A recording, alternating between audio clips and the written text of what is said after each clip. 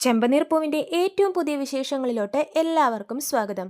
അപ്പോൾ ആൻ്റണിക്ക് സച്ചിനോടും രേവതിനോടുള്ള ദേഷ്യം ദിവസം പോകുന്നതോറും കൂടിക്കൂടി വരുവാണ്. അവരോട് പ്രതികാരം ചെയ്യാൻ നോക്കുമ്പോഴേക്കും അതൊന്നും നടക്കുന്നില്ല. ലാസ്റ്റായിട്ട് സച്ചിയുടെ കാറിൻ്റെ ബ്രേക്ക് വരെ പൊട്ടിച്ചു വെച്ച് നോക്കിയിട്ട് പോലും അതൊക്കെ വെറുതെ ആയിപ്പോയി. സച്ചി അതിൽ നിന്നൊക്കെ രക്ഷപ്പെട്ടു, അത്ഭുതകരമായിട്ട് രക്ഷപ്പെട്ടു എന്നൊക്കെ പറയാം. അപ്പോൾ ഇതൊക്കെ ഇങ്ങനെയൊക്കെ നടക്കുമ്പോഴേക്കും ആൻ്റണിക്ക് ആ പകയും ദേഷ്യവും ഇങ്ങനെ കൂടിക്കൂടി വരുവാണ്. അവരെ വിഷമിപ്പിക്കണം, അവരെ എങ്ങനെയെങ്കിലും കരയിക്കണം. രേവതിയുടെ കുടുംബത്തോടും ആൻ്റണിക്ക് ദേഷ്യമാണ്, സച്ചിനോടും ദേഷ്യമാണ്. അതുകൊണ്ട് തന്നെ എന്തെങ്കിലും ഒരു അവസരം വീണ് കിട്ടാൻ കാത്തിക്കുവാണ് ആൻ്റണി. അതെങ്ങനെയെങ്കിലും മുതലാക്കി അവരെ കുടുംബത്തോടെ തന്നെ കരയിക്കാൻ വേണ്ടിയിട്ട്. പക്ഷെ ഒന്നും നടക്കുന്നുമില്ല. അപ്പോൾ അടുത്തതായിട്ട് നമ്മുടെ ആൻ്റണി ലക്ഷ്യം വെച്ചിരിക്കുന്നത് ശരത്തിനെയാണ്. ശരത്ത് നമ്മുടെ ആൻ്റണിയുടെ ഓഫീസിൽ നിന്നും പോകാൻ നേരത്ത്, അതായത് അവർ തമ്മിൽ ഉടക്കിയപ്പോഴേക്കും പറഞ്ഞായിരുന്നു, നീ നോക്കിക്കോ, ഞാൻ എൻ്റെ എക്സാം എഴുതി നല്ല ഉന്നത വിജയത്തിൽ പാസ്സായി നല്ല ജോലി മേടിച്ച് നിൻ്റെ മുമ്പിൽ കൂടി നടക്കും, നീ കാണും എന്ന് പറഞ്ഞപ്പോഴേക്കും ആൻ്റണി പറയുന്നുണ്ട്, നിൻ്റെ ഈ പഠിപ്പ് ഞാൻ മുടക്കുവാടാ, നീ എന്നിട്ട് എൻ്റെ ഈ ഓഫീസിൽ തന്നെ എൻ്റെ ജോലിക്ക് വേണ്ടി നീ വന്ന് കെഞ്ചുന്നൊരു ദിവസം ഉണ്ടാവും എന്നൊക്കെ പറഞ്ഞിട്ടാണ് ശരത്തിനെ അന്ന് അയച്ചത്. അപ്പോൾ ഈ ഒരു അവസരത്തിന് വേണ്ടി ആൻ്റണി കാത്തിരിക്കുമായിരുന്നേ. അപ്പോൾ അവസരം കിട്ടുമ്പോഴേക്കും ശരത്തിനോട് ആ കണക്കുകളൊക്കെ തീർക്കുവാണ് ആൻ്റണി. അപ്പോൾ അങ്ങനത്തെ ഒരു എപ്പിസോഡാണ് ഉടനെ വരാൻ പോകുന്നത്. ആ എപ്പിസോഡിനെ കുറിച്ചുള്ള വിശേഷങ്ങളാണ് ഇന്നത്തെ എൻ്റെ വീഡിയോയിൽ ഞാൻ പറയാൻ പോകുന്നത്. വീഡിയോ ഇഷ്ടമാവുകയാണെങ്കിൽ ലൈക്ക് ചെയ്യാനും സബ്സ്ക്രൈബ് ചെയ്യാനും മറക്കരുത്. ആൻ്റണിയായിട്ടുള്ള ബന്ധങ്ങളൊക്കെ ഉപേക്ഷിച്ച ശേഷം ശരത്ത് നല്ല വഴിയിലാണ് ജീവിക്കുന്നത്. നന്നായിട്ട് പഠിക്കുന്നുണ്ട്, ക്ലാസ്സൊക്കെ അറ്റൻഡ് ചെയ്യുന്നുണ്ട്, മിടുക്കനായിട്ട് അങ്ങനെ പോവാണ്. ശരത്തിന് ഒരേ ഒരു ലക്ഷ്യമുള്ളൂ, എങ്ങനെയെങ്കിലും പഠിച്ചു പാസ്സായി കുടുംബത്തിലെ കഷ്ടപ്പാടൊക്കെ നീക്കാൻ വേണ്ടി നല്ലൊരു ജോലി മേടിച്ചെടുക്കണം. അതാണ് ശരത്തിൻ്റെ ലക്ഷ്യം തന്നെ. അതിന് മുന്നിലുള്ളത് എക്സാമാണ്. അപ്പോൾ ശരത്ത് ആ എക്സാമിന് വേണ്ടി നല്ലോണം പ്രിപ്പയർ ചെയ്തുകൊണ്ടിരിക്കുകയാണ്. അങ്ങനെ എക്സാം ദിവസം വന്നിരിക്കുകയാണ്. എക്സാം ദിവസം വരുമ്പോഴേക്കും നമ്മുടെ ആൻ്റണിയും അതിനുവേണ്ടി വെയിറ്റ് ചെയ്യുവാണ്. ശരത്തിൻ്റെ എക്സാം ദിവസം അങ്ങ് എത്തട്ടെ, അവൻ ആ പരീക്ഷ എഴുതാൻ പോകുന്നില്ല, നീ നോക്കിക്കൊന്ന് ആൻ്റണി ഗുണ്ടകളോട് പറയുന്നുണ്ട്. പരീക്ഷ എഴുതിയാലല്ലേ ശരത്തിന് പാസ്സായി നല്ല ജോലിയൊക്കെ മേടിക്കാൻ പറ്റുള്ളൂ. അതുകൊണ്ട് തന്നെ അവൻ്റെ പരീക്ഷ എഴുതൽ ഞാൻ നടത്തിക്കൂല എന്നൊക്കെ ആൻ്റണി ഗുണ്ടകളോട് പറയുന്നുണ്ട്. അപ്പോൾ പരീക്ഷാ ദിവസത്തിൻ്റെ തലേ ദിവസം നമ്മുടെ ശരത്ത് എന്ത് ചെയ്യുന്നു വെച്ചാൽ കൂട്ടുകാരോടൊപ്പം ഒന്നിച്ചേർന്ന് കമ്പൈൻ സ്റ്റഡിക്ക് വേണ്ടി പോവാണ്. ഈ വിവരം ദേവുവിനോട് വിളിച്ച് പറയുന്നുണ്ട്. ദേവു, ഞാനിന്നെത്താൻ താമസിക്കും, ഞാൻ കൂട്ടുകാരുടെ കൂടെ പഠിക്കാൻ വേണ്ടി പോവാണ്, നാളെ എക്സാം സ്റ്റാർട്ട് ചെയ്യുമല്ലേ, ഹോൾ ടിക്കറ്റൊക്കെ എൻ്റെ കയ്യിൽ തന്നെയുണ്ട്, ഞാൻ എത്ര രാത്രി ആയാലും ഞാൻ എത്തിക്കോളാം, നിങ്ങളൊക്കെ ഉറങ്ങിക്കോ എന്നൊക്കെ പറഞ്ഞിട്ടാണ് ശരത്ത് കോള് കട്ട് ചെയ്യുന്നത്. അപ്പോൾ ശരത്ത് കമ്പൈൻ സ്റ്റഡിക്ക് പോയിരിക്കുകയാണല്ലോ എന്നുള്ളൊരു വിശ്വാസത്തിൽ ദേവും അമ്മയൊക്കെ കിടന്നുറങ്ങുവാണ്. പിറ്റേ ദിവസം രാവിലെ ആവുമ്പോഴും ശരത്ത് വീട്ടിലോട്ട് എത്തിയിട്ടില്ലേ. അപ്പോൾ ലക്ഷ്മി ചോദിക്കുന്നുണ്ട്, അവൻ ഇന്ന് പരീക്ഷയുള്ളതല്ലേ എന്നൊക്കെ പറഞ്ഞിട്ട് നമ്മുടെ ലക്ഷ്മി ഇങ്ങനെ വേവലാതിപ്പെടുവാണ്. എന്നിട്ട് ദൈവത്തോട് പ്രാർത്ഥിക്കുന്നൊക്കെയുണ്ട്. കാരണം ആ കുടുംബത്തിൻ്റെ പ്രതീക്ഷയാണ് ശരത്തിൻ്റെ ഈ പരീക്ഷ. അതുകൊണ്ട് തന്നെ ശരത്തിന് അത് നന്നായിട്ട് എഴുതാൻ സാധിക്കണമെന്നൊക്കെ ലക്ഷ്മി ദൈവത്തോടൊക്കെ പ്രാർത്ഥിക്കുന്നുണ്ട്. അപ്പോൾ ദേവും ചിന്തിക്കുന്നുണ്ട്, ഈ ചെക്കൻ ഇതെവിടെ പോയി, രാത്രി എത്ര ലേറ്റ് ആയാലും എത്തും എന്ന് പറഞ്ഞ ആളാ, ഇതുവരെ എത്തിയില്ലല്ലോ എന്ന് പറഞ്ഞിട്ട് ദേവു ശരത്തിനെ വിളിച്ചു നോക്കുമ്പോഴേക്കും ശരത്തിൻ്റെ ഫോൺ സ്വിച്ച് ഓഫ് ആണേ. ദേവുവിന് അങ്ങോട്ട് ടെൻഷൻ ആവുകയാണ്. ദൈവമേ, ഈ ശരത്ത് ഇതെവിടെ പോയി, അമ്മയും കിടന്ന് ടെൻഷൻ അടിക്കുന്നുണ്ടല്ലോ, പരീക്ഷയാണല്ലോ അവനെന്നൊക്കെ ആലോചിച്ചിട്ട് ദേവും ഭയങ്കരമായിട്ട് ടെൻഷൻ ആവുകയാണ്. അപ്പോൾ ലക്ഷ്മി ചോദിക്കുന്നുണ്ട്, ദേവു, നിന്നെ അവൻ വിളിക്കുക വല്ലതും ചെയ്തായിരുന്നോ, അവൻ്റെ പരീക്ഷയല്ലേ ഇന്നെന്ന് ചോദിക്കുമ്പോഴേക്കും ദേവു അമ്മയെ സമാധാനിപ്പിക്കാൻ വേണ്ടി പറയുന്നുണ്ട്, അമ്മേ അവൻ്റെ പരീക്ഷ അല്ലേ എന്ന്, അവൻ ഇന്നലെ രാത്രി കമ്പൈൻ സ്റ്റഡിക്ക് പോയിട്ടുണ്ടായിരുന്നു, അവിടെ നിന്ന് പഠിച്ച് അവരുടെ കൂട്ടുകാരുടെ കൂടെ തന്നെ കിടന്നമ്മേ, എന്നിട്ട് രാവിലെ ഇപ്പം എക്സാമിന് പോവാന്ന് പറഞ്ഞിട്ട് എന്നെ വിളിച്ചായിരുന്നു, അതുകൊണ്ട് അമ്മ ടെൻഷൻ അടിക്കേണ്ട, അവൻ ഇപ്പോൾ എക്സാം ഹാളിൽ എത്തിയിട്ടുണ്ടാവും എന്നൊക്കെ പറഞ്ഞ് ലക്ഷ്മിയെ സമാധാനിപ്പിക്കുകയാണ്. പക്ഷേ ലക്ഷ്മി അതും വിശ്വസിച്ച് പോകുന്നുണ്ട്, പൂ വിൽക്കാൻ വേണ്ടി അമ്പലത്തിൽ പോവാണ്. പക്ഷേ ദേവുവിന് ഇങ്ങനെ ടെൻഷൻ ആവുകയാണ്. അയ്യോ, ശരത്തിനാണെങ്കിൽ വിളിച്ചിട്ടും കിട്ടുന്നില്ല, എന്തോ ഒരു പ്രശ്നമുണ്ട്, എനിക്ക് ഉറപ്പാ, അല്ലെങ്കിൽ അവൻ എന്നെ ഇങ്ങോട്ട് വിളിക്കുകയെങ്കിലും ചെയ്താനേ. ദൈവമേ, എന്ത് ചെയ്യുമെന്ന് ആലോചിച്ചിരിക്കുമ്പോഴേക്കും ദേവു സച്ചിയുടെ ഫോണിലോട്ട് വിളിക്കുവാണ്. സച്ചി ആ ടൈമിൽ വീട്ടിലായിരിക്കുവേ. രാവിലെ ബ്രേക്ക്ഫാസ്റ്റ് ഒക്കെ കഴിച്ച് ട്രിപ്പിന് പോകാൻ വേണ്ടി റെഡി ആയിരിക്കുമായിരിക്കും സച്ചി. അപ്പോൾ ഈ ടൈമിലാണ് ദേവ് വിളിക്കുന്നത്. അപ്പോൾ സച്ചി ചോദിക്കുന്നുണ്ട്, എന്താ ദേവു പതിവില്ലാതെ രാവിലെ എന്ന് ചോദിക്കുമ്പോഴേക്കും ദേവ് പറയുന്നുണ്ട്, സച്ചിയേട്ടാ, ശരത്ത് ഇന്നലെ രാത്രി വീട്ടിലോട്ട് വന്നിട്ടില്ല, ഇന്ന് അവന് പരീക്ഷയുള്ളതാന്ന് പറയുമ്പോഴേക്കും സച്ചി ചോദിക്കുന്നുണ്ട്, അവൻ എത്തിയില്ലേ, അവനിതെവിടെ പോയി എന്ന് ചോദിക്കുമ്പോഴേക്കും ദേവ് നടന്ന കാര്യങ്ങളൊക്കെ പറയുന്നുണ്ട്. ഇന്നലെ വൈകിട്ട് കൂട്ടുകാരുടെ കൂടെ കമ്പൈൻ സ്റ്റഡിക്ക് വേണ്ടി പോയതാ, പരീക്ഷയ്ക്കുള്ള പ്രിപ്പറേഷനൊക്കെ എടുക്കുമായിരുന്നു അവൻ, വൈകിട്ട് എത്ര ലേറ്റ് ആയാലും എത്തും, നിങ്ങൾ കിടന്നു എന്ന് പറഞ്ഞാൽ കോള് കട്ട് ചെയ്തത്, പക്ഷെ ഇതുവരെ എത്തിയിട്ടില്ല, വിളിച്ചിട്ടാണെങ്കിൽ ഒട്ടും അവനെ കിട്ടുന്നുമില്ല സച്ചിയേട്ടാ, എനിക്കെന്തോ വല്ലാതെ ടെൻഷൻ ആവുന്നു എന്ന് പറയുമ്പോഴേക്കും സച്ചി പറയുന്നുണ്ട്, നീ ഇങ്ങനെ ടെൻഷൻ അടിക്കാതെ ദേവു, രേവതിയും എന്നോട് ഇപ്പോൾ ഈ കാര്യം പറഞ്ഞുകൊണ്ടിരിക്കുമായിരുന്നു, അവളും നല്ല പ്രാർത്ഥനയിലാണ് ശരത്തിന് എക്സാം ഒക്കെ നല്ലതുപോലെ എഴുതാൻ സാധിക്കണേന്ന്, നീ ഈ വിവരം അമ്മയോടൊന്നും പറഞ്ഞിട്ടില്ലല്ലോ. അപ്പോൾ ദേവു പറയുന്നുണ്ട്, ഇല്ല സച്ചിയേട്ടാ, ഞാൻ ആരോടും പറഞ്ഞിട്ടില്ല. രേവതിയോടും പറയരുതെന്ന് സച്ചി പറയുവാണ്. കാരണം രേവതിക്ക് ടെൻഷൻ കയറുമല്ലോ. ശരത്തിനെ കാണാനില്ലെന്നൊക്കെ അറിഞ്ഞു കഴിഞ്ഞാൽ പിന്നെ അവിടെ ആകപ്പാടെ ഒച്ചപ്പാടും ബഹളവും ടെൻഷനും കയറി രേവതിക്ക് എന്തൊക്കെയാവുമെന്ന് സച്ചിക്ക് ആലോചിക്കാൻ പോലും വയ്യ. കാരണം രേവതി സ്വന്തം മോനായിട്ടാണ് നമ്മുടെ ശരത്തിനെ കാണുന്നത്. അപ്പോൾ സച്ചി പറയുന്നുണ്ട്, രേവതി ഒരു കാരണവശാലും ഇത് അറിയിക്കരുത്. അവൻ ഏത് കൂട്ടുകാരൻ്റെ വീട്ടിലാണ് പോയതെന്ന് അറിയുമെന്ന് സച്ചി ചോദിക്കുമ്പോഴേക്കും ദേവു പറയുന്നുണ്ട്, അതൊന്നും അറിയില്ല സച്ചിയേട്ടാ. ഹോൾ ടിക്കറ്റ് ആയിട്ട് അവൻ പോയത്. ഇനി കൂട്ടുകാരൻ്റെ വീട്ടിൽ നിന്ന് നേരെ എക്സാം ഹാളിലോട്ട് പോയോന്നും അറിയില്ല എന്ന് പറയുമ്പോഴേക്കും സച്ചി പറയുന്നുണ്ട്, അങ്ങനെ പോകാനൊന്നും ചാൻസ് ഇല്ല ദേവു. അങ്ങനെ പോയിരുന്നെങ്കിൽ അവൻ നിന്നെ വിളിച്ച് പറഞ്ഞാനിരുന്നല്ലോ. ഇതിപ്പോൾ അവനെ ഒട്ടും വിളിച്ചിട്ടും കിട്ടുന്നില്ല. നീ ടെൻഷൻ അടിക്കണ്ട, ഞാനൊന്ന് പോയി അന്വേഷിക്കട്ടെ എന്ന് പറഞ്ഞിട്ട് സച്ചി വീട്ടിൽ നിന്ന് ഇറങ്ങുവാണ്. അപ്പോൾ രേവതി പുറകെ വരുന്നുണ്ട്. സച്ചിയേട്ടാ, ഇതെങ്ങോട്ടേ ഈ തിരക്ക് പിടിച്ചിട്ട്? ഭക്ഷണമായി കഴിച്ചിട്ട് പോകുമെന്ന് പറയുമ്പോഴേക്കും സച്ചി പറയുന്നുണ്ട്, എനിക്ക് നേരെയുള്ള രേവതി, എനിക്ക് പെട്ടെന്ന് പോകണമെന്ന് പറയുമ്പോൾ സച്ചിയുടെ വെപ്രാളമൊക്കെ കാണുമ്പോഴേക്കും രേവതിക്ക് ഡൗട്ട് അടിക്കുവാണേ. എന്താ സച്ചിയേട്ടാ മുഖമൊക്കെ വല്ലാതിരിക്കുന്നതെന്ന് ചോദിക്കുമ്പോഴേക്കും സച്ചി അവിടെ നിന്ന് എസ്കേപ്പ് ആവാൻ വേണ്ടി പറയുന്നുണ്ട്. അത് പിന്നെ മഹേഷ് എന്നെ വിളിച്ചായിരുന്നു, എത്രയും പെട്ടെന്ന് എന്നെ കാണണം എന്നാണ് പറഞ്ഞിരിക്കുന്നത്. എന്തോ ട്രിപ്പിൻ്റെ കാര്യമാണ്, ഞാനത് മറന്നുപോയി രേവതി, ഞാൻ എളുപ്പം പോട്ടെ. അപ്പോൾ രേവതി അപ്പോഴും പറയുന്നുണ്ട്, കഴിച്ചിട്ട് പോ സച്ചിയേട്ടാന്ന് പറയുമ്പോൾ കഴിക്കാനൊന്നും നേരമില്ല, ഞാൻ പോവാന്ന് പറഞ്ഞിട്ട് സച്ചി അവിടെ നിന്നും പോവാണ്. എന്നിട്ട് മഹേഷിനെയും വിളിച്ചിട്ട് നമ്മുടെ സച്ചി നേരെ പോകുന്നത് ആൻ്റണിയുടെ ഓഫീസിലോട്ടാണ്. അപ്പോൾ മഹേഷ് ചോദിക്കുന്നുണ്ട്, നീ എന്തിനാടാ സച്ചി ഇങ്ങോട്ടേക്ക് വരുന്നതെന്ന് ചോദിക്കുമ്പോഴേക്കും സച്ചി പറയുന്നുണ്ട്, ശരത്തിനെ കാണാനില്ലടാ, ഇന്ന് അവന് പരീക്ഷയുള്ളതാ, ഇതിൻ്റെ പുറകിൽ ആൻ്റണി തന്നെയാ, എനിക്ക് ഉറപ്പാന്ന് പറയുമ്പോഴേക്കും മഹേഷിനത് ഭയങ്കര ഷോക്കാവുകയാണ്. ശരത്ത് ഇത് എവിടെ പോയി എന്ന് ചോദിക്കുമ്പോഴേക്കും, വാ നമുക്ക് ആദ്യം നോക്കേണ്ടത് ഇവിടെയാണ്, അവൻ്റെ ഓഫീസിലെന്ന് പറഞ്ഞിട്ട് സച്ചി തള്ളി കയറി ഗേറ്റും തള്ളി തുറന്ന് നമ്മുടെ ആൻ്റണിയുടെ ഓഫീസിലോട്ട് കയറി പോവാണ്. നോക്കുമ്പോഴേക്കും ആൻ്റണിയുടെ ഓഫീസ് പുറത്തുനിന്ന് ലോക്ക് ചെയ്തിരിക്കുവാണ്. അപ്പോൾ സച്ചി മഹേഷിനോടായിട്ട് പറയുന്നുണ്ട്, കണ്ടില്ലേ അവൻ ഇത്രയും നേരമായിട്ട് ഓഫീസ് തുറന്നിട്ടില്ല, അല്ലെങ്കിൽ അത് രാവിലെ തുറന്നിരിക്കുന്നവനാ, ഇന്ന് തുറന്നിട്ടില്ല. ഞങ്ങൾ അന്വേഷിച്ച് വരുമെന്ന് അവൻ അറിയാം. അവൻ ശരത്തിനെ വേറെ എങ്ങോട്ടേക്കാണ് മാറ്റിയിരിക്കുന്നത്, എനിക്ക് ഉറപ്പാ മഹേഷ് എന്ന് പറയുമ്പോഴേക്കും മഹേഷ് പറയും, അല്ലടാ ഇതിൻ്റെ പിറകിൽ ആൻ്റണി തന്നെയാണെന്ന് നിനക്ക് എന്താ ഉറപ്പ്? ചിലപ്പോൾ ശരത്ത് നേരെ എക്സാം ഹാളിലോട്ട് പോയിട്ടുണ്ടെങ്കിലോ അല്ലെങ്കിൽ ഏതെങ്കിലും സുഹൃത്തിൻ്റെ വീട്ടിലെങ്കിലും ആയിരിക്കുമല്ലോ എന്ന് പറയുമ്പോൾ സച്ചി പറയും, ഇല്ലടാ എനിക്ക് ഉറപ്പാ ആൻ്റണി അവനെ തട്ടിക്കൊണ്ടുപോയി. കാരണം ആൻ്റണി അന്ന് അവനെ വെല്ലുവിളിച്ചായിരുന്നു, നീ ഈ പരീക്ഷ എഴുതാൻ പോകുന്നില്ല, നീ ഒരിക്കലും എക്സാം പാസ്സാവാനും പോകുന്നില്ല, നിനക്കൊരു നല്ല ജോലിയും കിട്ടില്ല, നീ എൻ്റെ കാല് പിടിച്ച് എൻ്റെ ഓഫീസിൽ തന്നെ തിരികെ ജോലിക്ക് കയറും എന്നൊക്കെ അന്ന് ശരത്തിനോട് ആൻ്റണി പറഞ്ഞായിരുന്നു. ഞാനത് ഇപ്പോഴാണ് ഓർക്കുന്നത്.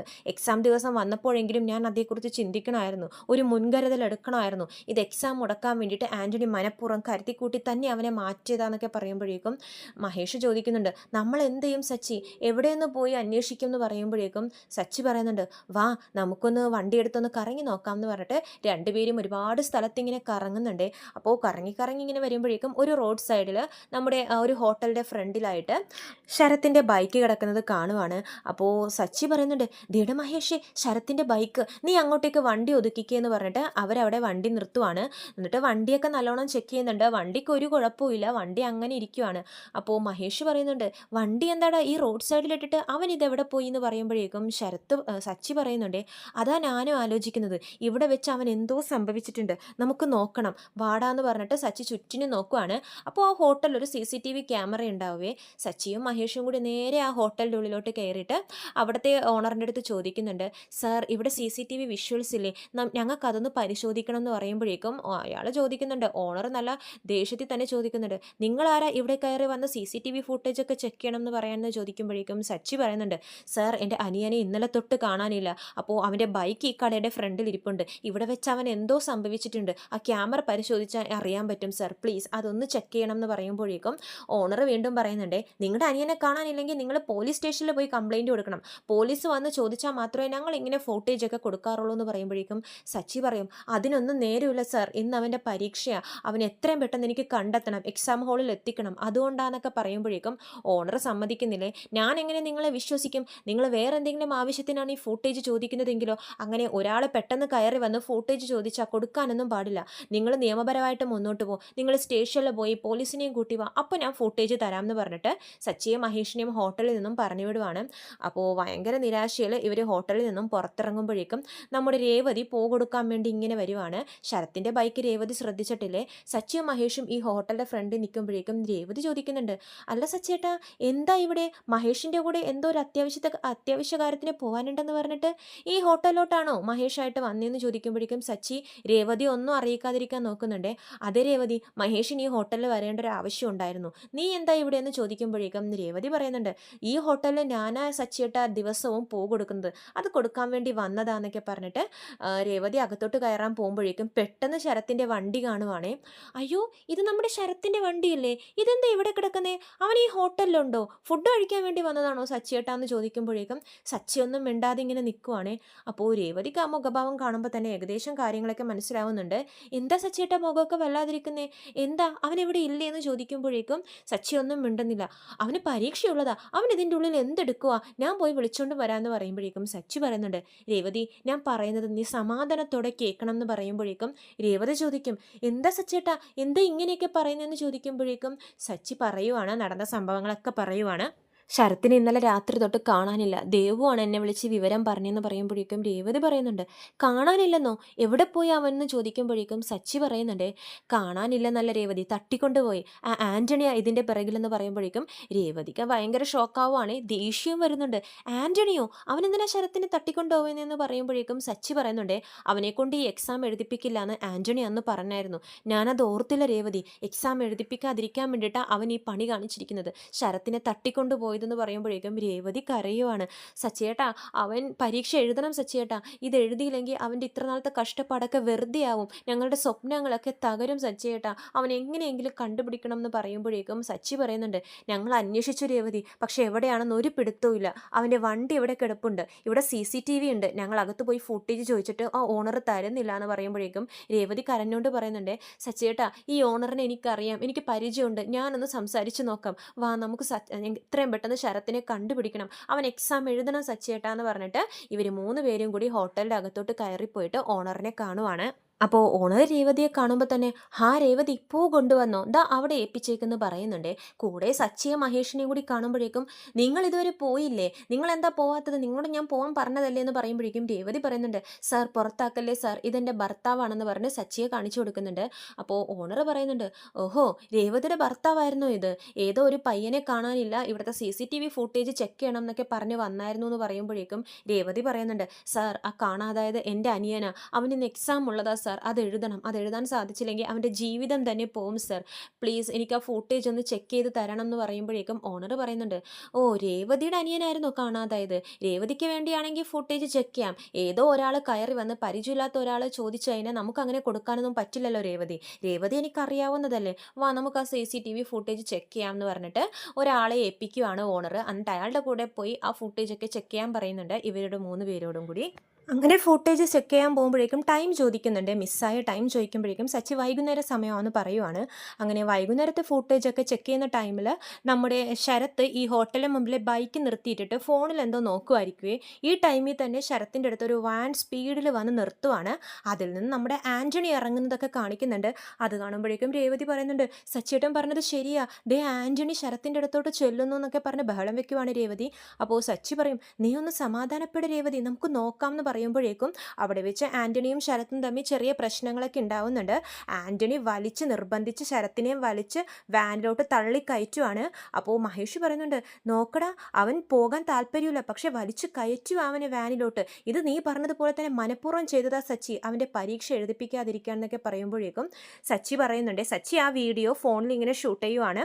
അതായത് ഫുട്ടേജ് അവിടെ പ്ലേ ആകുമ്പോഴേക്കും സച്ചി ഫോണിലും അത് പിടിക്കുന്നുണ്ട്. എന്നിട്ട് പിടിച്ചു കഴിഞ്ഞിട്ട് അയാളോട് താങ്ക് യു ഒക്കെ പറഞ്ഞ് ഹോട്ടലിൽ നിന്നും ഇറങ്ങുവാണ്.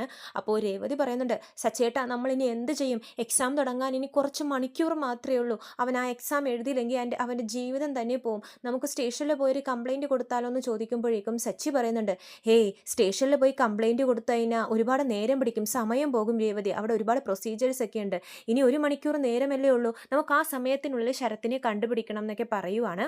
ഇനി എന്ത് ചെയ്യോടാ സച്ചി എന്ന് മഹേഷ് ചോദിക്കുമ്പോഴേക്കും സച്ചി പറയുന്നുണ്ട്, എടാ നമുക്ക് സൈബർ സെല്ലിലോട്ട് പോയാലോ, ശരത്തിൻ്റെ മൊബൈൽ ലാസ്റ്റ് എവിടെ വെച്ചാൽ ഓഫായതെന്ന് നമുക്കറിയാൻ പറ്റുമല്ലോ എന്ന് പറയുമ്പോഴേക്കും മഹേഷ് പറയുന്നുണ്ട്, സച്ചി നമ്മൾ പോയി ചോദിച്ചാലൊന്നും അവരങ്ങനെ ഇങ്ങനെയൊന്നും തരത്തില്ല ലൊക്കേഷനും കാര്യങ്ങളും, സൈബർ സെല്ല് നമ്മളെ ഹെൽപ്പ് ചെയ്യുമോ എന്ന് ചോദിക്കുമ്പോഴേക്കും സച്ചി പറയുന്നുണ്ട്, അത് പോയി നോക്കിയാലല്ലേ അറിയുള്ളൂ മഹേഷേ, നമുക്ക് അവരോട് പോയി കാര്യം പറയാം, ഇവൻ്റെ ഫോൺ എവിടെ വെച്ചാൽ ലാസ്റ്റ് ഓഫായതെന്ന് നമുക്കറിയാൻ പറ്റുമല്ലോ, ലൊക്കേഷൻ ട്രാക്ക് ചെയ്ത് നമുക്ക് ശരത്തിനെ കണ്ടുപിടിക്കാം എന്നൊക്കെ പറഞ്ഞിട്ട് സച്ചിയും മഹേഷും കൂടി പോകാൻ പോവാണ്. അപ്പോൾ രേവതി പറയുന്നുണ്ട്, ഞാൻ കൂടി വരാം സച്ചിയേട്ടാ എന്ന് പറയുമ്പോഴേക്കും സച്ചി പറയും, ഹേയ് നീ വരണ്ട രേവതി, ഞങ്ങൾ പോയിക്കോളാം, നീ പോയി ദേവുവിൻ്റെ കൂടെ ഇരി, അവളും ഭയങ്കര ടെൻഷനായിട്ടിരിക്കുക, അവളെ സമാധാനിപ്പിക്കുമെന്ന് പറഞ്ഞിട്ട് രേവതിയെ ദേവുവിൻ്റെ അടുത്തോട്ട് വിട്ടിട്ട് ഇവർ 2 പേരും കൂടി സൈബർ സെല്ലിലോട്ട് പോവാണ്.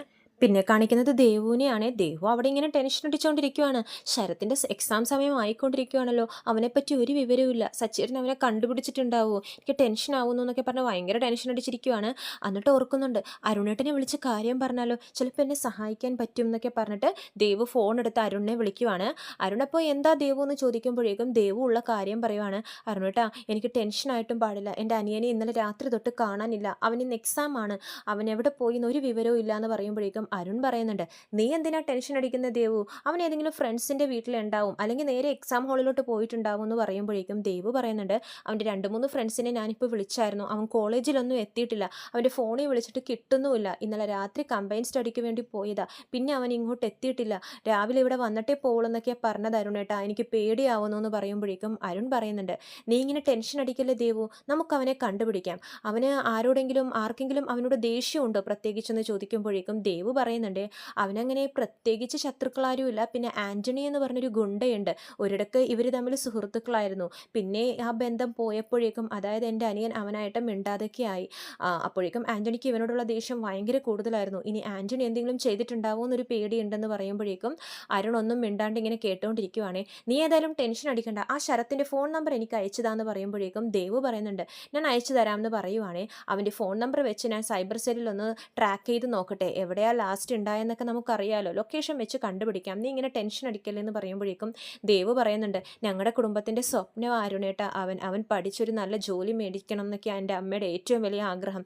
അതൊക്കെ ഇല്ലാതാവുമോ എന്നോർത്ത് എനിക്ക് പേടിയാവുന്നു എന്ന് പറയുമ്പോൾ അരുൺ നല്ലതുപോലെ ദേവുവിനെ സമാധാനിപ്പിക്കുന്നുണ്ട്. എന്നിട്ട് നമ്പർ എത്രയും വേഗം അയക്കാൻ വേണ്ടി പറഞ്ഞിട്ടുമുണ്ട്. അപ്പോൾ ദേവു നമ്പർ ഷെയർ ചെയ്ത് കൊടുക്കുന്നുണ്ട് അരുണിനെ. പിന്നെ കാണിക്കുന്നത് നമ്മുടെ സച്ചിയും മഹേഷും കൂടി സൈബർ ക്രൈം ഡിപ്പാർട്ട്മെൻറ്റിലോട്ട് പോവുകയാണ്. അവിടെ പോയിട്ട് അവിടുത്തെ ഓഫീസറിനോട് സംസാരിക്കുന്നുണ്ട്. സർ, എൻ്റെ അനിയനെ ഇന്നലെ തൊട്ട് കാണാനില്ല സർ, അവൻ്റെ നമ്പർ എനിക്കൊന്ന് ട്രാക്ക് ചെയ്ത് തരണം, എവിടെയാണ് അവൻ്റെ ലാസ്റ്റ് ലൊക്കേഷൻ എനിക്കൊന്ന് പറഞ്ഞു തരണം എന്ന് പറയുമ്പോഴേക്കും ഇവർ ചോദിക്കുന്നുണ്ട്, നിങ്ങൾ ആരാന്ന് ചോദിക്കുമ്പോഴേക്കും, സർ ഞാൻ പറഞ്ഞില്ലേ എൻ്റെ അനിയനെയാ കാണാതായതെന്ന് പറയുമ്പോഴേക്കും, അങ്ങനെ നിങ്ങൾ വന്ന് കയറിച്ചെന്ന് ഞങ്ങളോട് ചോദിക്കുമ്പോൾ തന്നെ ഞങ്ങൾക്ക് ലൊക്കേഷനൊന്നും ട്രാക്ക് ചെയ്ത് തരാനൊന്നും പറ്റത്തില്ല, നിങ്ങൾ പോലീസ് സ്റ്റേഷനിൽ കംപ്ലയിൻറ്റ് കൊടുത്തായിരുന്നു എന്ന് ചോദിക്കുമ്പോഴേക്കും സച്ചി പറയുന്നുണ്ട്, ഇല്ല സർ, അവൻ ഇന്നൊരു പരീക്ഷയുണ്ട്, ആ എക്സാം എഴുതാൻ സാധിച്ചില്ലെങ്കിൽ അവൻ്റെ ജീവിതം തന്നെ പോകും സർ, അവൻ്റെ എക്സാം മുടങ്ങാൻ പാടില്ല, സ്റ്റേഷനിൽ പോയാൽ സമയം ഒരുപാട് പോകും, ഞങ്ങൾ തന്നെ സാർ ആ ട്രാക്ക് ചെയ്ത് കണ്ടുപിടിച്ച് കഴിഞ്ഞാൽ ഞാൻ തന്നെ പോയി കണ്ടുപിടിച്ചോളാം അവൻ എവിടെയാണെന്നൊക്കെ പറയുമ്പോഴേക്കും ഇവർ ചിരിക്കുന്നുണ്ട്. താൻ എന്താണോ പോലീസുകാരനോ, ഞങ്ങൾ ലൊക്കേഷൻ ട്രാക്ക് ചെയ്ത് തന്നാൽ നിങ്ങൾ പോയി അവനെ കണ്ടുപിടിക്കാം എന്നൊക്കെ പറയാൻ, ആദ്യം തന്നെ നിങ്ങൾ നിങ്ങളുടെ ഏരിയയിലുള്ള സ്റ്റേഷനിൽ പോയി കംപ്ലയിൻറ്റ് കൊടുക്കുക, സ്റ്റേഷനിൽ നിന്നും ഒരു കോൾ വന്നാൽ മതി, ഞങ്ങൾ അപ്പോൾ തന്നെ ആ നമ്പർ ട്രാക്ക് ചെയ്ത് തരാം, അല്ലാതെ നിങ്ങൾ വന്ന് ചോദിച്ചാലൊന്നും ഞങ്ങൾക്ക് അങ്ങനെ തരാനൊന്നും പറ്റില്ല, മനസ്സിലായോ, ഞങ്ങൾക്കെന്ന് പറഞ്ഞ് കുറച്ച് പ്രൊസീജിയേഴ്സ് ഉണ്ടെന്നൊക്കെ പറഞ്ഞിട്ട് സച്ചിയും മഹേഷിനെയും അവിടെ നിന്നും പുറത്താക്കുവാണ്. അപ്പോൾ ഇവർക്ക് ആകെ നിരാശയാവുകയാണ്. കാരണം അവർക്ക് ആകെ ഉണ്ടായിരുന്നൊരു പ്രതീക്ഷ സൈബർ ക്രൈം ഡിപ്പാർട്ട്മെൻറ്റിൽ നിന്ന് ലൊക്കേഷൻ കണ്ടുപിടിക്കുക എന്നുള്ളതായിരുന്നു. അപ്പോൾ അതും ഇല്ലാതായാലോ എന്നോർത്ത് ഇവരിങ്ങനെ ടെൻഷൻ അടിച്ചിരിക്കുവാണ്. ഇനി എന്ത് ചെയ്യും, ശരത്തിനെ എങ്ങനെ കണ്ടുപിടിക്കും എന്ന് ആലോചിക്കുവാണ്. പിന്നെ കാണിക്കുന്നത് അരുൺ സൈബർ ക്രൈം ഡിപ്പാർട്ട്മെൻറ്റുമായിട്ട് ബന്ധപ്പെട്ട് നമ്മുടെ ശരത്തിൻ്റെ ഫോൺ ലാസ്റ്റ് ഓണായ സമയവും സ്ഥലവും എല്ലാം കണ്ടുപിടിക്കുന്നുണ്ട്. എന്നിട്ട് ആ വിവരം ദേവുവിനെ വിളിച്ച് പറയുന്നുണ്ട്.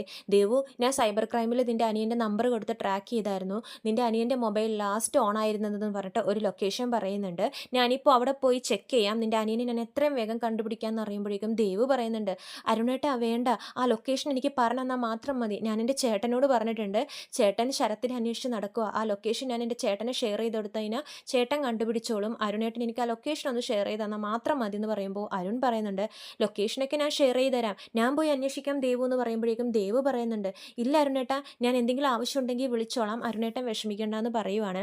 അപ്പോൾ അരുൺ പറയും, ശരി ഞാനെന്നാൽ ലൊക്കേഷൻ ഷെയർ ചെയ്യാം, എന്നെ അപ്പപ്പോൾ വിളിച്ച് എന്തൊക്കെ വിവരങ്ങളെന്ന് എനിക്ക് അപ്പപ്പോൾ തന്നുകൊണ്ടിരിക്കണം എന്ന് പറഞ്ഞിട്ട് അരുൺ ആ ലൊക്കേഷൻ ദേവുവിന് ഷെയർ ചെയ്യുവാണ്. ദേവു ആ ലൊക്കേഷൻ അപ്പോൾ തന്നെ സച്ചിക്കും അയച്ചു കൊടുക്കുന്നുണ്ട്. എന്നിട്ട് സച്ചിനെ വിളിച്ച് വിവരവും പറയുന്നുണ്ട്, സച്ചിയേട്ടാ ശരത്തിൻ്റെ മൊബൈൽ ലൊക്കേഷൻ ഞാൻ അയച്ചിട്ടുണ്ട്, സച്ചേട്ടൻ ആ ലൊക്കേഷനിലൊന്ന് പോയി നോക്കാമോ എന്ന് ചോദിക്കുമ്പോഴേക്കും സച്ചി പറയും, നിനക്കെങ്ങനെ കിട്ടി ദേവു ലൊക്കേഷൻ എന്ന് ചോദിക്കുമ്പോഴേക്കും, എൻ്റെ ഫ്രണ്ട് വഴി പോലീസ് വഴി ഞാൻ അന്വേഷിച്ചെടുത്തതാ സച്ചിയേട്ടാ, അൺഒഫീഷ്യലായിട്ട് അന്വേഷിച്ചത്, സച്ചിയേട്ടൻ പേടിക്കണ്ടെന്ന് പറയുമ്പോഴേക്കും സച്ചി പറയുന്നുണ്ട്, എന്തെങ്കിലും ആവട്ടെ, നമുക്ക് അതിനെപ്പറ്റി പിന്നെ സംസാരിക്കാം, നീ ലൊക്കേഷൻ അയച്ചിട്ടുണ്ടല്ലോ, ഞാൻ അവിടെ എത്രയും പെട്ടെന്ന് പോയിട്ട് ശരത്തിനെ കണ്ടുപിടിക്കാം ദേവു എന്നൊക്കെ പറഞ്ഞ് ദേവുവിനെ സമാധാനിപ്പിച്ചിട്ട് ശരത്തും മഹേഷും കൂടി നേരെ ആ ലൊക്കേഷൻ ഇട്ട സ്ഥലത്തോട്ട് പോവാണ്. പിന്നെ കാണിക്കുന്നത് നമ്മുടെ ലക്ഷ്മിയും രേവതിയും കൂടി വീട്ടിലോട്ട് വന്ന് ദേവുവിനോട് ചോദിക്കുന്നുണ്ട്. "നീ എന്താടി ശരത്തിനെ കാണാനില്ലെന്നുള്ള വിവരം ഞങ്ങളോട് മറച്ചു വെച്ചത്? ഞാൻ ചോദിച്ചപ്പോൾ അവൻ എക്സാം ഹാളിലോട്ട് നേരിട്ട് പോയിന്നല്ലേ നീ പറഞ്ഞത്? എന്തിനാ കള്ളം പറയാതെന്ന്?" ചോദിക്കുമ്പോഴേക്കും ദേവു പറയുന്നുണ്ട്, "അമ്മേ, നിങ്ങളെ ടെൻഷൻ അടിപ്പിക്കണ്ട എന്നോർത്ത് സച്ചിയേട്ടൻ തന്നെയാ പറഞ്ഞത് ഈ വിവരം നിങ്ങളെ അറിയിക്കേണ്ടെന്ന്. ഞാൻ ശരത്തിന്റെ മൊബൈൽ ലൊക്കേഷൻ കണ്ടുപിടിച്ച് സച്ചിയേട്ടനെ അയച്ചു കൊടുത്തിട്ടുണ്ട്. സച്ചിയേട്ടൻ എന്തായാലും ശരത്തിനെ കണ്ടുപിടിക്കും. എക്സാം എഴുതുകയും ചെയ്യും. നിങ്ങളിങ്ങനെ ടെൻഷൻ അടിക്കല്ലേ" എന്ന് പറയുമ്പോഴേക്കും രേവതി ചോദിക്കുന്നുണ്ട്, "നിനക്കെങ്ങനെയാ ദേവു ലൊക്കേഷനൊക്കെ കിട്ടിയെന്ന്?" ചോദിക്കുമ്പോഴേക്കും, "എൻ്റെ ഫ്രണ്ട് വഴി ഞാൻ സംഘടിപ്പിച്ചതാ ചേച്ചി. ടെൻഷൻ അടിക്കണ്ട, നിങ്ങളൊന്ന് വിഷമിക്കല്ലേ" എന്ന് പറയുമ്പോഴേക്കും അമ്മ അപ്പോഴും കരഞ്ഞുകൊണ്ടിരിക്കുവാണേ. "ഞാൻ അവനോട് പണ്ട് തൊട്ടേ പറഞ്ഞത് ആൻ്റണിയായിട്ടുള്ള ചങ്ങാത്തം വേണ്ടെന്ന്. അവൻ കേട്ടില്ല. ആൻ്റണി എന്തിനാ എൻ്റെ മോനോട് ഇങ്ങനെ ചെയ്യുന്നത്? എന്തൊരു ക്രൂരനാ അവൻ" എന്നൊക്കെ പറഞ്ഞ് കരയുന്നുണ്ട്. അപ്പോൾ രേവതി പറയും, "അവൻ്റെ പരീക്ഷ എഴുതാൻ സാധിപ്പിക്കാതിരിക്കാൻ വേണ്ടിയിട്ട് അമ്മ ആൻ്റണി ഇങ്ങനെയൊക്കെ ചെയ്തത്. ഏതായാലും സച്ചിയേട്ടൻ പോയിട്ടുണ്ടല്ലോ, എന്തായാലും ശരത്തിനെയും കൂട്ടിക്കൊണ്ട് വരും. അമ്മ വിഷമിക്കണ്ട" എന്നൊക്കെ പറഞ്ഞ് സമാധാനിപ്പിക്കുവാണ് ലക്ഷ്മിയെ. പിന്നെ കാണിക്കുന്നത് സച്ചിയും മഹേഷും കൂടി ആ ലൊക്കേഷൻ അയച്ച സ്ഥലത്ത് എത്തിച്ചേരുവാണ്. ഒരു ഒഴിഞ്ഞ ഗോഡൗൺ പോലുള്ള ഒരു സ്ഥലമായിരിക്കുവേ. അപ്പോൾ സച്ചിയും മഹേഷും അതിൻ്റെ ഉള്ളിൽ കയറി ഇങ്ങനെ അന്വേഷിച്ച് നടക്കുവാണ്. ഇതേ സമയം തന്നെ കാണിക്കുന്നത് അവിടെ ഒരു ചെയറിൽ നമ്മുടെ ശരത്തിനെ ഇങ്ങനെ കെട്ടിയിട്ടിരിക്കുവാണ്. ശരത്ത് ആൻ്റണിയോട് ചോദിക്കുന്നുണ്ട്, "ആൻ്റണി, എന്നെ എത്രയും വേഗം കെട്ടഴിച്ച് വിടാൻ നോക്ക്. എൻ്റെ എക്സാമിന് ടൈം ആയിക്കൊണ്ടിരിക്കുക. നിന്റെ ദേഷ്യം തീർക്കാൻ പറ്റിയ സമയമല്ല ഇതെന്ന്" പറയുമ്പോഴേക്കും ആൻ്റണി പറയുന്നുണ്ട്, "എനിക്കെന്തിനാടാ നിന്നോട് ദേഷ്യം?" അപ്പോഴേക്കും പറയുന്നുണ്ട്, "എനിക്ക് അറിയാം ആൻ്റണി, എനിക്ക് ആ പരീക്ഷ എഴുതണം. എന്നെക്കൊണ്ട് പരീക്ഷ എഴുതാൻ സാധിച്ചില്ലെങ്കിലുണ്ടല്ലോ." അപ്പോഴേക്കും ആൻ്റണി പറയുന്നുണ്ട്, "പരീക്ഷ എഴുതിയിട്ട് എന്തിനാടാ? പരീക്ഷ പാസ്സായി നീ വല്ല 30,000 രൂപയുടെ ജോലിക്കൊക്കെ പോവും. എന്തിനാ ആ ജോലി? അതിലും നല്ലൊരു ജോലിയല്ലേ എൻ്റെ ഓഫീസിലുള്ളത്.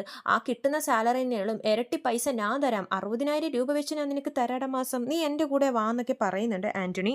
ഒരു ഡിഗ്രി എടുക്കേണ്ടത് എൻ്റെ കുടുംബത്തിൻ്റെ സ്വപ്നമാണെന്നും എൻ്റെ സ്വപ്നമാണെന്നും എനിക്ക് ഈ പരീക്ഷ എഴുതി പാസ്സാവണോടാ എന്നൊക്കെ പറഞ്ഞിട്ട് ശരത്ത് ബഹളം വെക്കുന്നുണ്ട്. അപ്പോൾ ആൻ്റണി പറയുന്നുണ്ട്, "ഈ നാട്ടിൽ ഒരുപാട് ജോലിക്കാരുണ്ട്, നന്നായിട്ട് പഠിക്കുന്ന പയ്യന്മാരുണ്ട്. അവർക്കൊന്നും അവർ പഠിച്ച ജോലിയൊന്നും കിട്ടുന്നില്ല. എന്നിട്ട് കിട്ടിയ ജോലിക്കാണ് അവർ പോകുന്നത്. നീ എന്തിനാ ഇങ്ങനെ ബുദ്ധിമുട്ടുന്നത്? നീ എൻ്റെ കൂടെ വാ. ഞാനുള്ളപ്പോൾ നിന്നെ ഞാൻ ബുദ്ധിമുട്ടിപ്പിക്കില്ല ശരത്തെ. നിനക്ക് നല്ലൊരു ജോലിയല്ലേ ഞാൻ തന്നിരിക്കുന്നത്. നീ വാ" എന്ന് പറയുമ്പോഴേക്കും ആൻ്റണി പറയുന്നുണ്ട്, കൂട്ടത്തിൽ തന്നെ പറയുന്നുണ്ട്, "നീ പണ്ട് എപ്പോഴും പറയുമായിരുന്നു ജീവിത അവസാനം വരെ ഞാൻ നിന്റെ കൂടെ ഉണ്ടാവണം എന്നൊക്കെ നീ പറയുമായിരുന്നു. ഇപ്പം എന്താ ശരത്ത് ഇങ്ങനെയെന്ന്?" ചോദിക്കുമ്പോഴേക്കും ശരത്ത് പറയുന്നുണ്ട്, "ആ ടൈമിൽ എനിക്ക് നീ നല്ലവനായിട്ടാണ് തോന്നിയത്. പക്ഷേ ഇപ്പോഴാണ് എനിക്ക് മനസ്സിലായത് നീ എന്നെ യൂസ് ചെയ്യുമായിരുന്നെന്ന്. ആ തോന്നിയ നിമിഷം തന്നെ ഞാൻ നിന്നോടുള്ള കണക്ഷൻ വിട്ടില്ലേ. ഇനി എന്നെ അങ്ങോട്ട് ഉപേക്ഷിക്കുക ആൻ്റണി" എന്നൊക്കെ പറഞ്ഞ് അപേക്ഷിക്കുന്നുണ്ട്. അപ്പോൾ ആൻ്റണി പറയുന്നുണ്ട്, "ഞാൻ നിന്നെ ഉപേക്ഷിക്കില്ലടാ. നീ എന്തായാലും ആ പരീക്ഷ എഴുതാൻ പോകുന്നില്ല. 2 മണിക്കൂർ കഴിഞ്ഞേ നിന്നെ ഞാൻ വിടത്തുള്ളൂ. നീ പേടിക്കണ്ട, നിന്നെ ഞാൻ ഒന്നും ചെയ്യില്ല" എന്ന് പറയുമ്പോഴേക്കും ശരത്ത് അവിടെ കിടന്ന് ബഹളം വെക്കുവാണേ. അപ്പോൾ ആൻ്റണി പറയും, "ഇവനോട് പറഞ്ഞിട്ട് കാര്യമില്ല. ആ ഡ്രഗ്സ് ഇങ്ങോട്ട് എടുത്ത് ഇവനിൽ നമുക്ക് ഇഞ്ചെക്ട് ചെയ്യാമെന്ന്" പറയുവാണ്. അപ്പോൾ ശരത്ത് പറയും, "എന്തിനാ എൻ്റെ ദേഹത്തെ ഡ്രഗ്സ് ഒക്കെ ഇഞ്ചെക്ട് ചെയ്യുന്നത്? അതൊന്നും വേണ്ട ആൻ്റണി" എന്ന് പറഞ്ഞ് ബഹളം വെക്കുന്നുണ്ടേ. "നിന്നെ ഞാൻ ഈ ഡ്രഗ്സ് ഇഞ്ചെക്ട് ചെയ്തിട്ട് ഇവിടെ നിന്ന് പുറത്തോട്ട് വിടും. എന്നിട്ട് നേരെ സ്റ്റേഷനിൽ വിളിച്ചു പറയും, കോളേജിൽ പഠിക്കുന്ന പയ്യൻ ഡ്രഗ്സ് ഉപയോഗിക്കുന്നുണ്ട്, അതുപോലെ തന്നെ കോളേജിലെ പിള്ളേർക്ക് ഡ്രഗ്സ് വിൽക്കുന്നുണ്ടെന്ന്. പിന്നെ നിന്റെ ഭാവിയുടെ കാര്യം പറയണ്ടല്ലോ ശരത്തെ" എന്ന് പറഞ്ഞിട്ട് ഒരു സിറഞ്ച് എടുത്തിട്ട് ശരത്തിനെ ഇഞ്ചെക്ട് ചെയ്യാൻ പോവാണ്. ഇതേ സമയം തന്നെ നമ്മുടെ സച്ചിയും മഹേഷും കൂടി അങ്ങോട്ടേക്ക് കയറി വരുവാണേ. "എടാ ആൻ്റണി" എന്ന് പറഞ്ഞ് ബഹളം വെച്ച് സച്ചി അവിടെയുള്ള വടിയൊക്കെ എടുത്തിട്ട് അവിടെയുള്ള ഗുണ്ടകളെയൊക്കെ തല്ലി ചതക്കുവാണ്. ആൻ്റണി എപ്പോഴും സൂചിയായിട്ട് ശരത്തിനടുത്ത് പോയി ഇഞ്ചെക്ട് ചെയ്യാൻ നോക്കുവാണ്. പിന്നെ പറയണ്ടല്ലോ, അവിടെ ഒരു ഉഗ്രം ഫൈറ്റ് തന്നെ നടക്കുവാണ്. ലാസ്റ്റ് എല്ലാവരെയും തല്ലി ഓടിച്ച് നമ്മുടെ സച്ചി ശരത്തിനെ രക്ഷപ്പെടുത്തുവാണ്. ശരത്ത് കെട്ടിപ്പിടിച്ച് സച്ചിയെ കെട്ടിപ്പിടിച്ച് കരയുന്നുണ്ട്. "സച്ചിയേട്ടാ, എൻ്റെ ജീവിതം തന്നെ തീർന്നു എന്നാണ് ഞാൻ ഓർത്തത്. ഒരുപാട് നന്ദിയുണ്ട് സച്ചിയേട്ടാ" എന്ന് പറയുമ്പോഴേക്കും സച്ചി പറയുന്നുണ്ട്, "എന്തിനാ ശരത്തെ എന്നോട് നന്ദി പറയുന്നത്? നീ എൻ്റെ അനിയനല്ലേടാ" എന്നൊക്കെ പറഞ്ഞ് കെട്ടിപ്പിടിച്ച് കരയുന്നൊക്കെയുണ്ട്.